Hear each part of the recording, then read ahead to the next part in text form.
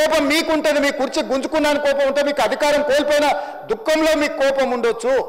నిన్న మొన్న సోషల్ మీడియాలో భూభారతి మీరు ధరణి పేరు మీద వేల లక్షల ఎకరాలు కొల్లగొట్టినందుకు, ప్రక్షాళన చేసి భూభారతి తెచ్చినందుకు, పేదల భూములు పేదలకు ఇవ్వాలన్నందుకు నా మీద కోపం ఉంటుంది. దేనికి నా మీద కోపం ఉంటుంది అధ్యక్ష? పెయిడ్ ఆర్టిస్టులను తెచ్చి పార్టీ ఆఫీసులో పెట్టి వాటిని రికార్డ్ చేసి సోషల్ మీడియాలో పెడితే, వాళ్ళ మీద పోలీసులు కేసు కడితే మీకు దుఃఖం వస్తుంది. అసలు ఈ భాష ఆ సోషల్ మీడియాలో పెట్టినట్టు ఒక్కసారి చూడండి అధ్యక్ష. 2014-15లో కొత్తగా ఎమ్మెల్యేలు ప్రమాణ స్వీకారం చేసినప్పుడు TV9లో ABNలో ఏదో వెటకారంగా ఒక చిన్న సన్నివేశాన్ని వేస్తే వాటిని సంవత్సరం పైన ఈ రాష్ట్రంలో బ్యాన్ చేసిండు అధ్యక్ష. రవి ప్రకాశం జైల్లో పెట్టాను, కృష్ణ మాదిగని జైల్లో పెట్టాను, చాలామంది జర్నలిస్టులు. ఇవాళ జైలుకు పోయిన అమ్మాయి కూడా SC/ST కేసులు ఆ రోజు ఎస్సీలను అవమానించింది, జైలుకు పోయి వచ్చిన అమ్మాయి. ఎవరు జర్నలిస్ట్ అని నేను అడగదలుచుకున్న అధ్యక్ష, జర్నలిస్టులని ఈ వేదిక మీద నుంచి INPR లేకపోతే DAVP ఆమోదించిన పత్రికలు ప్రసార సాధనాలు వాళ్ళు ఇచ్చే ID కార్డులు ఉన్నోళ్ళు జర్నలిస్టులా? ఎవడు పడితే వాడు ఏదో ఒక ట్యూబ్ పెట్టుకొని మమ్మల్ని ఇష్ట రాజ్యంగా అధ్యక్ష. ప్రజా జీవితంలో ఉన్నాం కాబట్టి నిజంగా ఓపిక పడుతున్నాం అధ్యక్ష, రక్తం మరుగుతుంది. ఏంది భాష అది అధ్యక్ష? కుటుంబ సభ్యులను అంతేసి మాటలు అంటుంటే అసలు మీరు మనుషులా అని నేను వాళ్ళని అడగదలుచుకున్నా అధ్యక్ష. మీకు భార్య బిడ్డలు లేరా? తల్లిదండ్రులు లేరా? మీ అమ్మనో నీ చెల్లినో నీ భార్యనో ఈ రకంగా మాట్లాడితే నువ్వు ఇంతవా అని నేను అడుగుతున్నా. ట్విట్టర్లో పెట్టినోని, అరెస్టును ఖండించినోని. నా భార్య నా బిడ్డను తిడితే నాకు నొప్పి అవుతుంది, కానీ నీకు ఒక ఆడపిల్లను అవమానిస్తుంటే నీకు నొప్పి కాదా? ఏ సంస్కృతిలో ఉన్నారని నేను అడుగుతున్నా అధ్యక్ష. తోడుకలు తీస్తే అధ్యక్ష, ముఖ్యమంత్రిగా చెప్తున్న ఒక్కనొక్కని బట్టలు పదేసి రోడ్డు మీద తిప్పిస్తా అధ్యక్ష. రాజకీయాల ప్రజా జీవితంలో ఉన్నది మేము. విమర్శించండి, విశ్లేషించండి, మా గురించి మాట్లాడండి. ఆడబిడ్డల గురించి, ఇంట్లో ఉన్న ఆడోళ్ళ గురించి మాట్లాడే సంస్కృతి ఎక్కడి నుంచి వచ్చింది అధ్యక్ష? తెలంగాణ సమాజం ఇదేనా? రజాకర్లకు, నిజాంలకు, భూస్వాములకు, పెత్తందారులకు వ్యతిరేకంగా పోరాటం చేసిన స్ఫూర్తి ఓ రామ్జీవ్ గోండే, కొమరం భీమ్, ఓ చాకలి ఐలమ్మ, ఈ ప్రాంతంలో దొడ్డి కొమరయ్య, ఓ సర్దార్ సర్వాయి పాపన్న గౌడు ప్రాతినిధ్యం వహించిన ప్రాంతం ఇది అధ్యక్ష. ఇది ఒక చైతన్యమైన ప్రాంతం. ఈ చైతన్యమైన ప్రాంతంలో ఎదిరించి నిలబడ్డాడు మునగాడు. ఆధిపత్యాలకు వ్యతిరేకంగా నిలబడి కొట్లాడిన గడ్డ ఇది.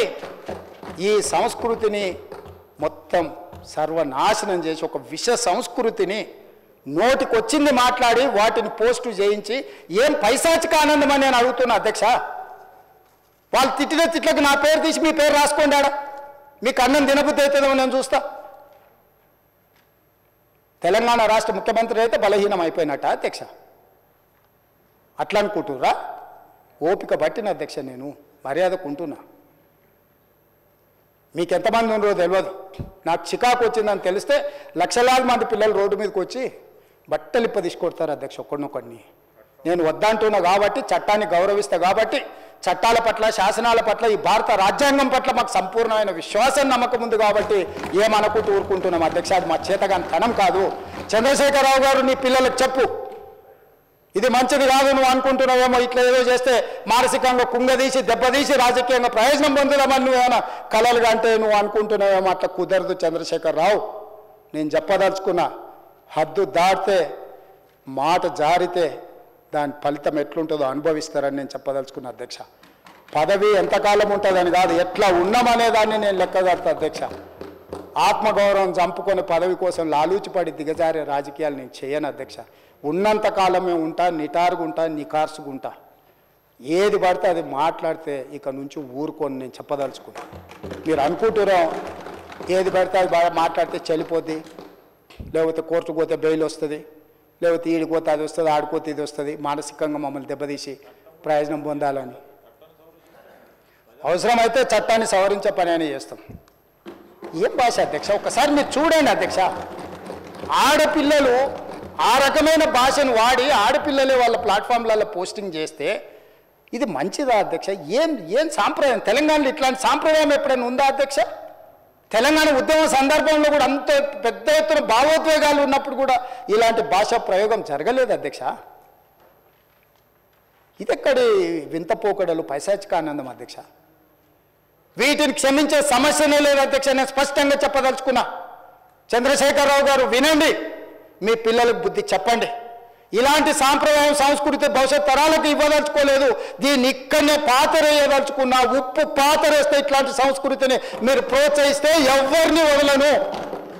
ప్రజాస్వామ్యయుతంగా ప్రతిపక్షంగా మీరు మాట్లాడండి, చెప్పండి, విమర్శించండి. దాన్ని సరిదిద్దుకోవడానికి మా ప్రభుత్వం సిద్ధంగా ఉంది. గౌరవిస్తాం. భారతీయ జనతా పార్టీ కూడా మా ప్రతిపక్ష పార్టీ. వాళ్ళ కేంద్రంలో అధికారంలో ఉండరు. ఆ అధికారాన్ని మన రాష్ట్రానికి ఉపయోగించేదానికి చేస్తున్నాం. అందుకే అధ్యక్ష, తమరు కూడా అక్కడి నుంచి ఆదేశాలు ఇవ్వండి. దీని మీద చర్చ జరగాలి. మీడియా మిత్రులకు కూడా నేను అడుగుతున్నా, మీ సంఘాలు ఏవైతున్నాయో సంఘాల నాయకులను కూడా అడుగుతున్నా, ఎవరో జర్నలిస్టులు లిస్ట్ ఇవ్వండి. జర్నలిస్ట్ అనే పదానికి డెఫినేషన్ ఏందో ఇవ్వండి, ఆ లిస్ట్ ఇవ్వండి. ఆ లిస్టులో ఉన్నోళ్ళు ఇట్లా తప్పు చేస్తే ఏం శిక్షిస్తారో మీరు నిర్ణయించండి. ఆ లిస్టులో లేనోడు జర్నలిస్ట్ కాడు. జర్నలిస్ట్ కానోడిని క్రిమినల్ కిందనే చూస్తాము. ఆ క్రిమినల్స్ని ఎట్లా జవాబు చెప్పాలనో గట్లనే చెప్తాం. ముసుగేసుకొని వస్తే ముసుగు ఊడవికి బట్టలు గుడ్డలు ఊడదీసి కొడతా అని చెప్తున్నా. నేను తమాషా చేయొద్దు. నేను కూడా మనిషిని, నాకు చీమునెత్తురుంది. అన్నిటికీ బరాయించుకుంటే తప్పులని అన్నిటిని మోసుకుంటే ఏదో కుర్చీలు ఉన్నా కాబట్టి ఊరుకుంటా అనేమన్నా ఏషాలు ఏదలుచుకోరాం. అన్ని చట్టపరంగానే చేస్తా. చట్టాన్ని పరిధి నేను దాటను. ప్రతిదానికి ఒక శిక్ష, ఒక విధానం ఉంది. ఏది కూడా పరిధి దాటను. ఎందుకంటే నేను ముఖ్యమంత్రిని. చట్ట పరిధిలోనే అన్ని శిక్షలు ఉంటాయి.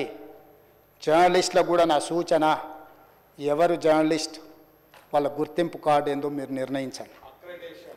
అది ఏదో ఏ లైన్ మీరు చెప్తారో చెప్పండి. వాళ్ళని మినహాయిస్తాము, మిగతా వాళ్ళు మాట్లాడేదాన్ని విశ్లేషిస్తాము. వాళ్ళందరి గురించి చర్చ చేద్దాం. అవసరం అనుకుంటే తమరు అనుమతిస్తే నాకు ఒక రోజు దాని మీద చర్చ పెట్టాలని ఉంది సభలో అధ్యక్ష. సభా నాయకుడిగా నా రిక్వెస్ట్ మీకు ఒకటే, ఈ విశృంఖలత్వాన్ని ఆపాలి. ఎక్కడో ఒక దగ్గర దీనికి పరిష్కారం చూపించాలి అధ్యక్ష. పరిష్కారం చూపించకపోతే భవిష్యత్తులో ఈ తెలంగాణ సమాజానికి ఇది ఒక చీడపురుగులాగా ఈ వ్యవస్థను దెబ్బతీసే పరిస్థితి వస్తుంది. దానికోసం చట్టసభలు, కరెక్ట్ శ్రీధర్ బాబు గారు చెప్పినట్టు, దీనికి చట్టసభలే ఉన్నదే చట్టాలు చేయడానికి. దానికి చట్టం చేద్దాం. ఒకసారి తమరి నేతృత్వంలో ఆదేశిస్తే లెజిస్లేటివ్ అఫేర్స్ మినిస్టర్ గారు జర్నలిస్ట్ సంఘాలను కూడా పిలిచి, అదేవిధంగా ఐఎన్పిఆర్ మినిస్టర్ గారు కూడా నా సూచన, మీరు పిలిచి కూర్చోబెట్టి మాట్లాడండి. ఇది చర్చ చేయండి. దీన్ని వదిలేసి ఊరుకుంటే ఎవరినో ఒకరిని అన్నారని కాదు, ఇది ఎవరినన్నా మనల్ని అందరిని అన్నట్లనే. నా ఒక్కడి ఆవేదన కాదు, ఇది అందరి ఆవేదన వినే నేను ఈరోజు చెప్పదలుచుకుంటున్నాను. నన్ను ఒక్కరిని ఏదో అన్నారు ఇదని కాదు. ఇది మాత్రం మాత్రం మంచిది కాదు. మీరు చర్చ పెట్టండి. దీని మీద చర్చ జరగాలి. ఒక మంచి సాంప్రదాయానికి తెలంగాణ వేదిక అవ్వాలి. అందరినీ సహకరించమని సభలో ఉన్న సభ్యులందరం కూడా చర్చించుకుందాం. స్వీయ నియంత్రణతో పాటు రాజ్యాంగపరమైన నియంత్రణ కూడా అవసరమే. ఎవరైనా పరిధి దాటినప్పుడు ఏ రకంగా శిక్షించాలనో దానికి అవసరమైన చట్టాన్ని చేయడానికి కూడా తమరిని అనుమతి ఇవ్వాల్సిందిగా కోరుకుంటూ తమరి దగ్గర సెలవు తీసుకుంటున్నా అధ్యక్ష.